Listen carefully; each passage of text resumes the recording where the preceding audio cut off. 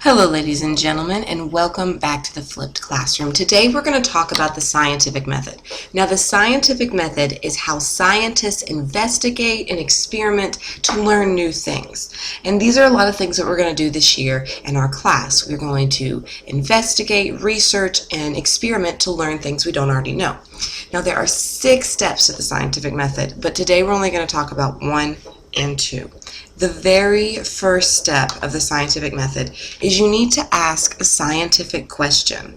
Now, what makes a question scientific?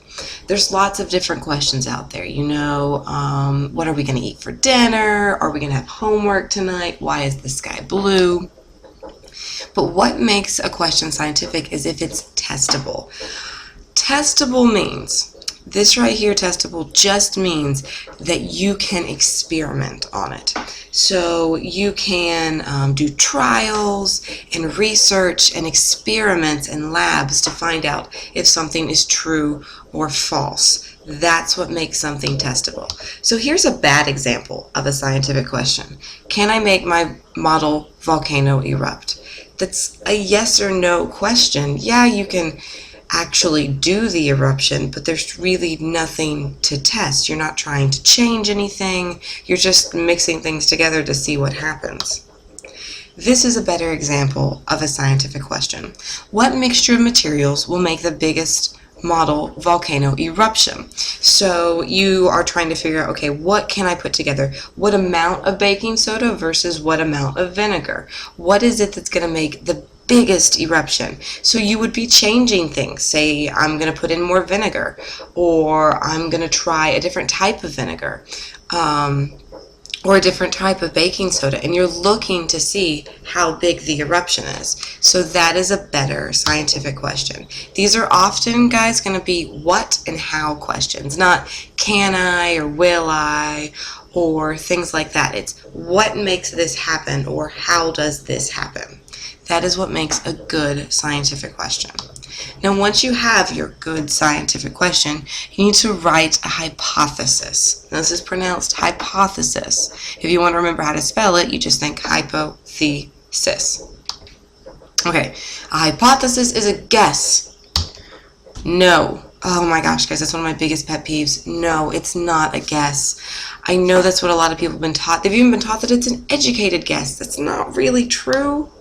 A hypothesis is a possible answer to a scientific question.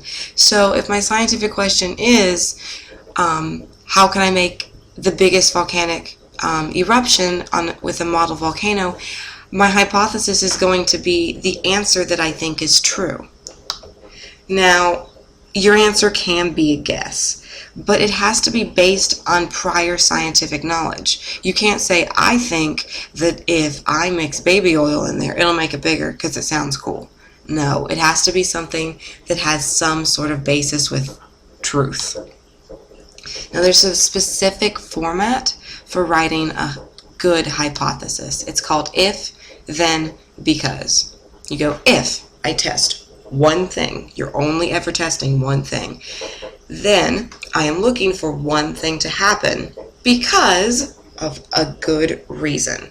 Again, you have to have a good reason for why you do the things that you do, not just it sounds cool or my brother said it would work. Give me something more than that.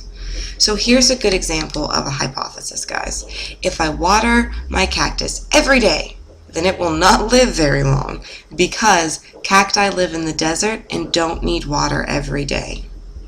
So these are the first 2 steps of the scientific method: asking a good, testable scientific question and having a good hypothesis, which is a possible answer to your scientific question before. Now please make sure that you filled out your notes as you've watched through this video. Please watch it again if you need to, and please have a question ready for class tomorrow. Thank you so much, guys.